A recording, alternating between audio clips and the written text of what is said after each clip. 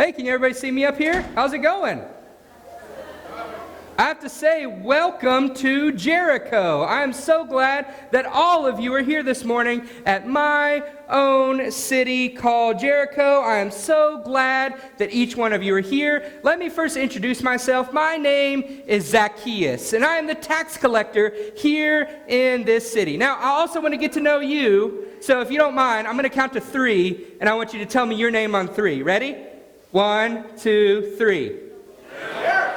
Oh, y'all can do better than that. Come on now. Give it to me one more time. I heard about half of you. Ready? 1, 2, 3. All right, great. Nice to meet all of you. I am so glad that you have decided to be here this morning. Now, you might be asking, why in the world is Zacchaeus up in this tall sycamore tree? Is anybody wondering that? Couple of you? Yeah? Well, there's 2 reasons why. First off, I have what's called #ShortPeopleProbs, or I am vertically challenged, right? Like, I'm short. I was afraid if I was on the floor, I wouldn't quite be able to see all of you, right? So that's why I'm up here in this tree. This is kind of my go-to spot. Like, this is how I can see the city. This is how I can meet people. This is how I can talk to everybody. So, but also, in a little bit more seriously, this tree is very special to me. This tree is very, very special to me. This is a tree that many years ago I climbed up, and I came face to face with Jesus. I came face to face with my salvation, my Savior, Jesus. This is where He looked up at me. So today what I want to do is I want to tell you my story. I want to tell you a little bit about who I am and what God has done in my life. And I'm hoping that whenever I tell you my story, that you'll think about your story. Because here's the deal, y'all. I know my story. I've found my story. I'm telling you my story, and I've let God use my story. And I'm hoping that as I go through my story with you today, that you'll want to find your story. You'll want to tell your story. And you'll want to see how God can use your story. So can I tell you my story today? Yes? All right, well, good. Let me climb out of this tree really quick. Sorry, hold on. Let me climb out. Oh, gosh, all these branches are all around here. Oh, gosh, bird's nest. Oh, there's a squirrel right here. Gosh, it's so hard to climb down this tree. Oh, almost there. Okay, at the bottom. Okay, I'm here. All right, I'm here. Man, I don't know about you, but when you're 2,000 years old, climbing a tree is a lot harder, okay? It's way, way more difficult.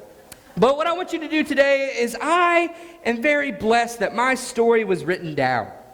So what I want you to do is I want you to turn to Luke chapter 19. We're going to be in verses 1 through 9, and we are going to see my story in print.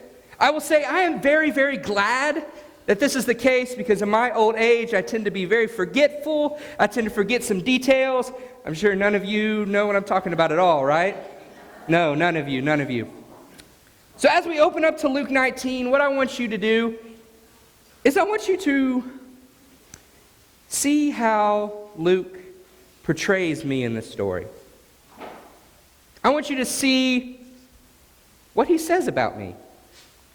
Because there's more to the story here than just is on the surface. I'll be honest, I've heard a lot of rhymes about me. I've seen a lot of children's storybook Bible things about me. I've seen some old VHS cartoon tapes about my story. And sometimes I don't know if they give me the justice I deserve. I don't know if they really capture the story for what it's meant for. So today what I want us to do is I want us to just forget everything you know about me. Forget what you know about Zacchaeus. And let's approach this scripture with fresh eyes and let's see what we find. Okay, so the story, it will be up on the screen. If you don't have a Bible, there's a Pew Bible in front of you. You can pull that out, or you can watch it on the screen. Either way, y'all, I don't know if y'all know this, but we didn't have screens back in my day in churches. Man, these are awesome, right? These are so cool. Technology is amazing. No one? Okay, all right, fine. All right, here we go. Luke chapter 19, verses 1 through 9. Jesus entered Jericho and was passing through. A man was there by the name of Zacchaeus. He was the chief tax collector and was wealthy. He wanted to see who Jesus was, but because he was short, he could not see over the crowd. So he ran ahead and climbed a sycamore fig tree to see him, since Jesus was coming that way. When Jesus reached the spot, he looked up and said to him, "Zacchaeus, come down immediately. I must stay at your house today." So he came down at once, and I welcomed him gladly. All the people saw this, and they began to mutter, "He has gone to be the guest of a sinner." But I, Zacchaeus, stood up and I said to the Lord, "Look, Lord, here and now I give half of my possessions to the poor. And if I have cheated anybody out of anything, I will pay back 4 times the amount." And then Jesus said to him, "Today, salvation has come to this house, because this man too is a son of Abraham." Now, when I read this passage and when I read it in third person, there's one thing that just really is like a fork to my side. Why in the world does Luke go so far out of his way to talk about how short I am? I don't get it. Why in the world does he just make it known throughout the entire time? Oh, hey, guess what? I'm going to rub Zacchaeus' face in it. Yes, he is short. Why couldn't he just say I was in a tree? You know, that's all he could have said. Zacchaeus was in a tree, right? But no, for some reason, he wanted to go and say that I am short. Now, in your culture here in Texas, things are a little bit different than how they were back then. How they were in Jesus' time, if you were short, that meant something. That meant something. You see, back in those days, anytime there was any type of birth defects or you got diseases or anything like that, it was seen as a curse from God. It was seen that God was cursing you and that either you or someone in your family had royally messed up. Y'all, and unfortunately, in this day, in this time, being short was seen as a birth defect. Being short was seen that you were not as good as everybody else. How many of you in here are glad that you're in Texas in 2019, right? I know I am. But here's the thing, y'all. Being short meant something. There's a reason that the same author in Luke 2 goes and says that Jesus grew in wisdom and stature and favor with God and man. We read these and we see these as 3 separate ideas, 3 separate different things, but no, they're linked together. They're linked together. So if you grow in wisdom, you automatically grow in stature. If you grow in wisdom, you automatically grow in favor with God and man.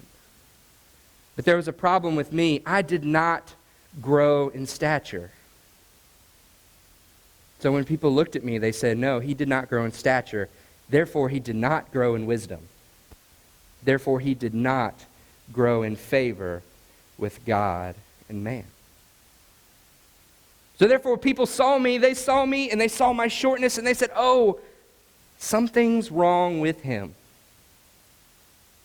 Either his family messed up or he messed up. Something is wrong with this guy." And then I still think that Luke goes even further to shame me and to shame my name. And he says 2 things about me. He says that I was a chief tax collector, and he says that I was wealthy.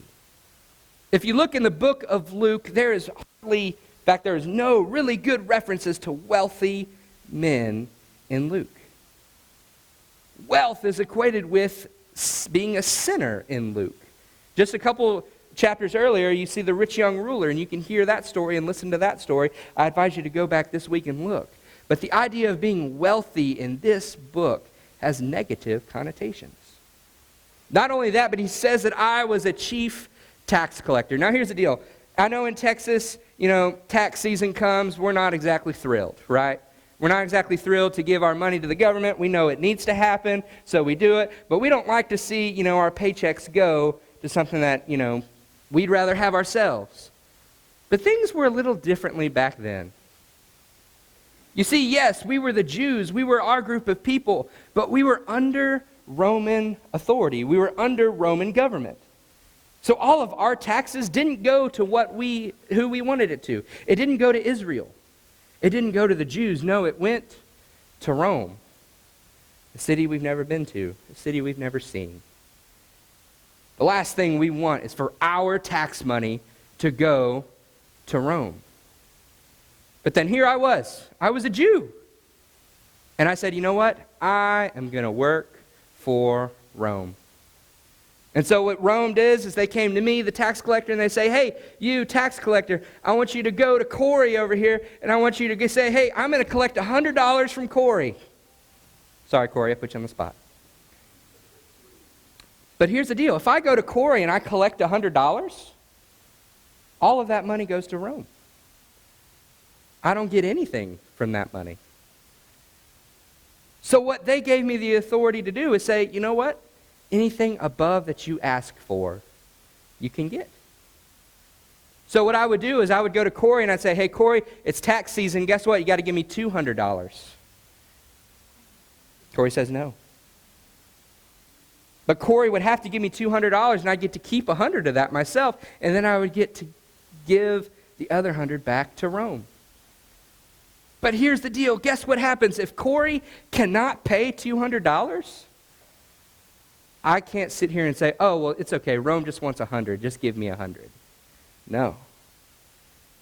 What I would do is I would say, Corey, if you can't pay $200, guess what? I am throwing you in prison. Not only am I throwing you in prison, I can enslave your family until they pay off your debt. And I can make the debt whatever I want to, because I'm the tax collector. The tax collectors in this society were seen as the ultimate sinners, the ultimate betrayers, especially if you were Jewish. But here's the thing. Not only was I a tax collector, I was the chief tax collector. I was in charge of all the other tax collectors. I wasn't just a sinner. I was the sinner of sinners. I was the worst of the worst. I was the immoral of the immoral. But here's the thing. The scripture says I got wealthy from it. I made a lot of money. So it's okay, right? If I make money, it's all good. Doesn't matter who I hurt. Doesn't matter how I treat my people. As long as I make money, I thought I was okay. When N.T. Wright is looking at this passage, he says this about money. He says, whenever money starts to talk, it shouts louder than the claims of honesty, respect, and human dignity. I was the sinner of sinners. I was the immoral of the immoral. I didn't care about honesty, respect, or human dignity. No, I cared about money.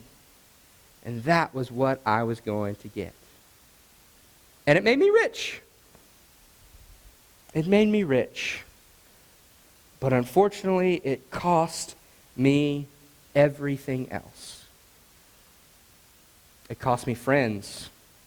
It cost me being a part of Israel. I was an outcast. I was an outsider.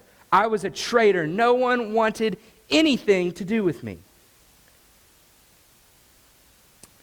And I knew I was wrong. I knew that I needed something. I knew that I was messing up, and I knew I was in sin. And I kept hearing rumors about this guy named Jesus. Word had come to Jericho. We had heard about Jesus. We had heard of some of the amazing things that he had done. I had heard that he had performed all of these miracles and done these super cool things, and he was, making the teachers of the law just confused, and he was just showing how amazing he was. But more importantly than any of that, I knew he was a forgiver of sins. I knew he could wash my sins clean. But I'm the sinner of sinners. If anyone can wash my sins clean, maybe, just maybe, it was Jesus.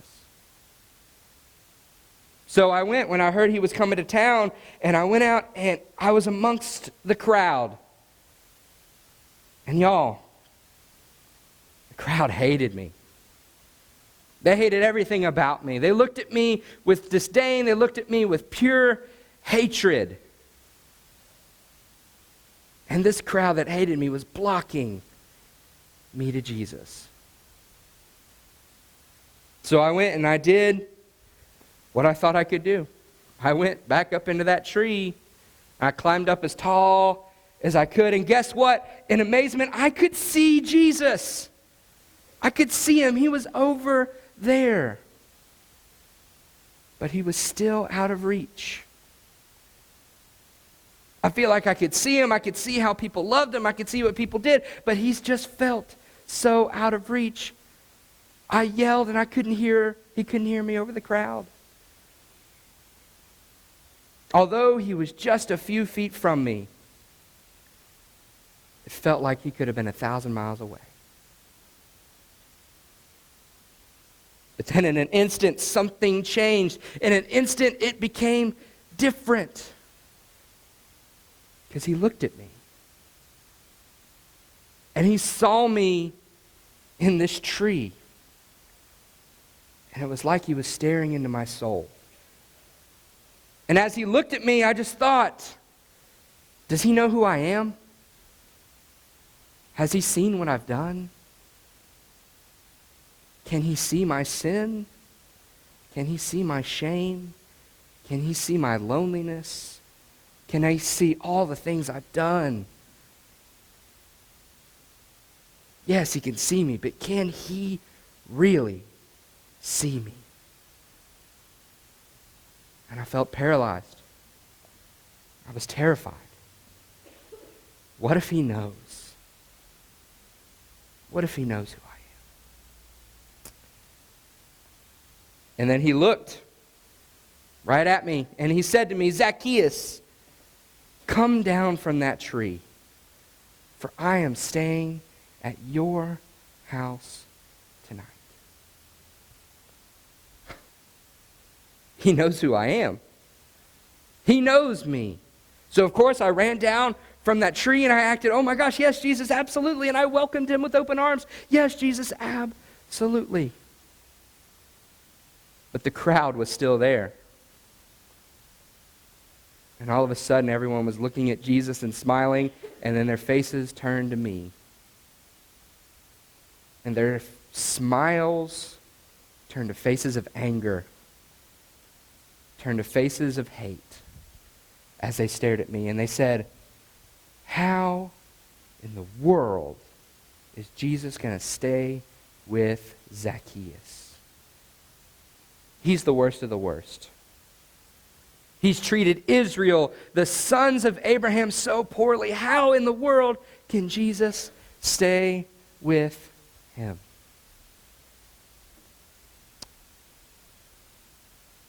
And then there I was.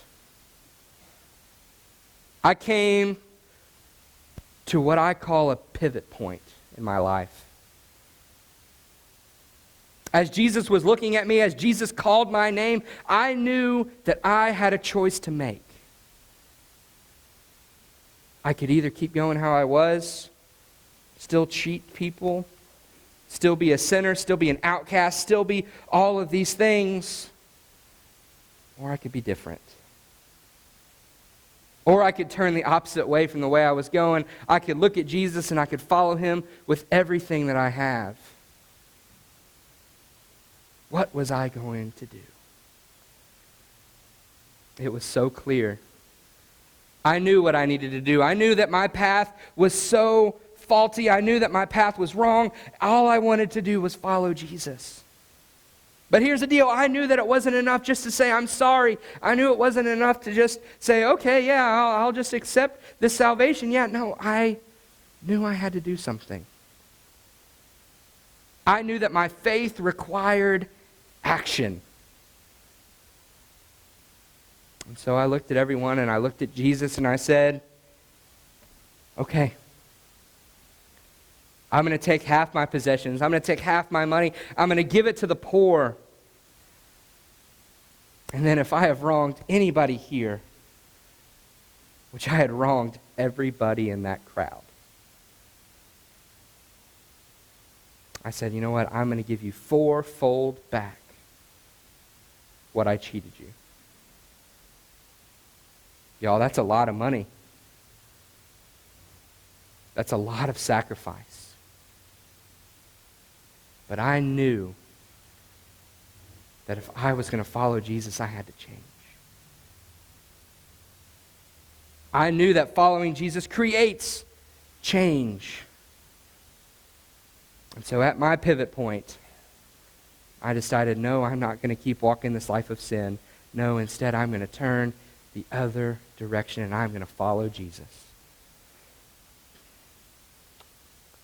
But then, the biggest part of the whole thing was what Jesus said to me next. He looked at me and he says,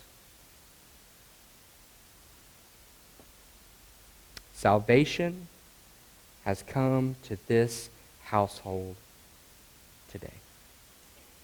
Salvation has come to this household today. Salvation came for me. I'm the worst of the worst. I'm the sinner of the sinners. I'm the immoral of the immoral. How in the world can just like that salvation come to my house?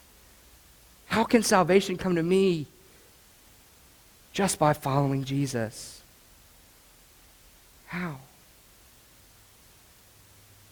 How can salvation come to me?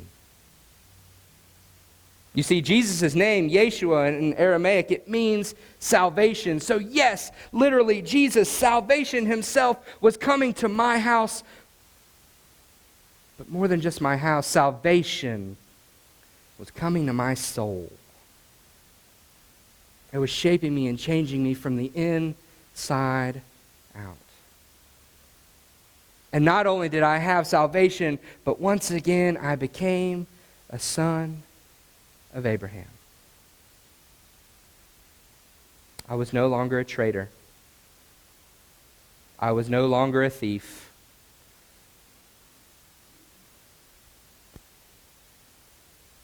I was different. I was changed. And my identity was no longer in being a chief tax collector. My identity was I was a son of Abraham. And I was a follower of Jesus. Y'all, this is my story. This is a story that no one can take away from me. This is my story of finding Jesus. But just as I found him and I spotted him from that tree, Jesus turned to me.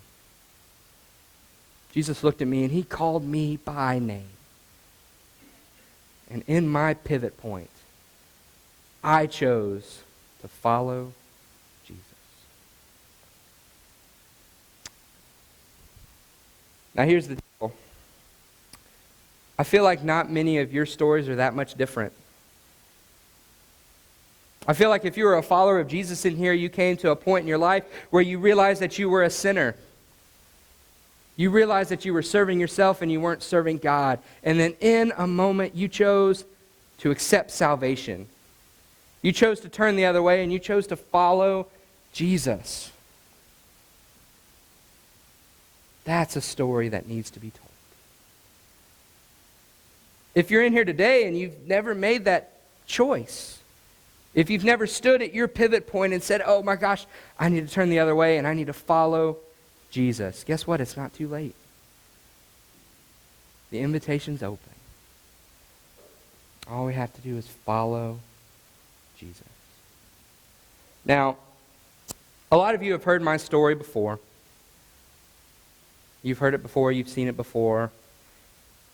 My story has been told, sometimes poorly, but my story has been told. And what I hope is that some of you in here whenever you're talking to friends, whenever you're talking to people that don't know Jesus, you won't just point to my story. No, my story has been told. The story that needs to be told now is your story. So I hope that you will take my story and you will do this, that you will find your story, that you will tell your story, and you will let God use your